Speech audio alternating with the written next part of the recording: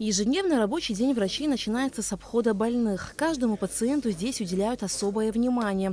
Больных осматривают и спрашивают о состоянии их здоровья. Всю ночь дышал? Всю ночь не на животе лежал, и утром все на желудок закупалось курсар для безболеющих. Стрелялся. Эй, Харпан, уехали?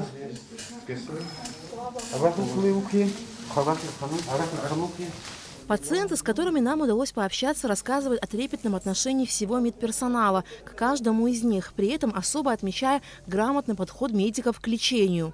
Ну, как своих матерей вот так к нам относятся. Такое я еще не видела. Дай Бог вам всем здоровья, вашим семьям, врачам, санитаркам. Сколько дней вы уже здесь лежите? 10-11 день, сегодня чуть встала. А в каком состоянии вы сюда попали? Я не могла ходить, задыхалась. Температура высокая.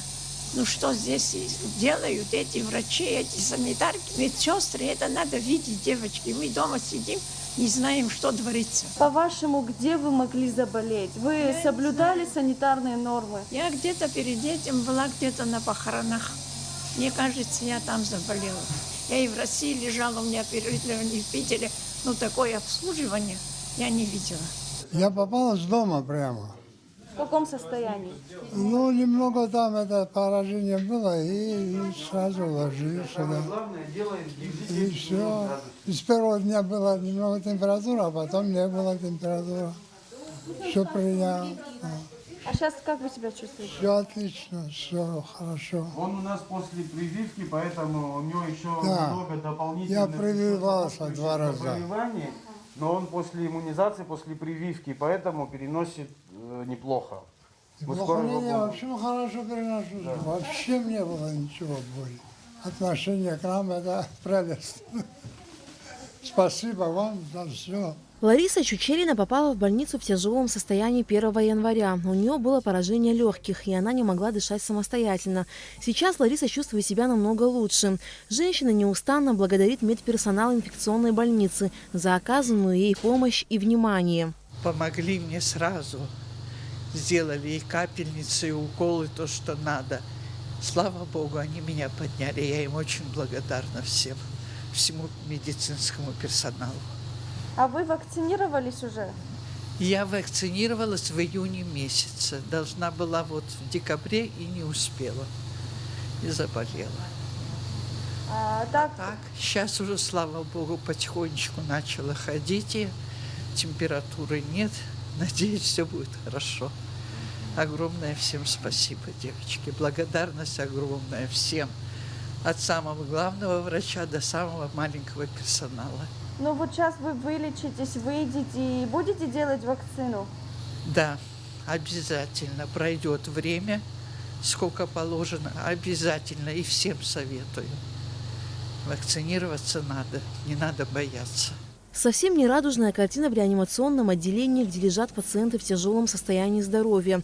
Дышать самостоятельно без кислорода они пока не могут, но врачи делают все возможное, чтобы помочь им преодолеть кризис. Сейчас среди тяжелых больше пациентов молодого поколения. По словам исполняющего обязанности главврача больницы Астамура Гунья, количество больных коронавирусом вновь начало расти. Молодых людей много стало. Вот до 35 лет у нас сейчас лежит 5 человек. Вот, и тяжело переносят, к сожалению. А по количеству больных, если так скажем, наверное, просто у нас больница маленькая, мало койко-мест, поэтому мы не ощущаем. Ну, какой-то спад был, вот, буквально недели 2-3 назад.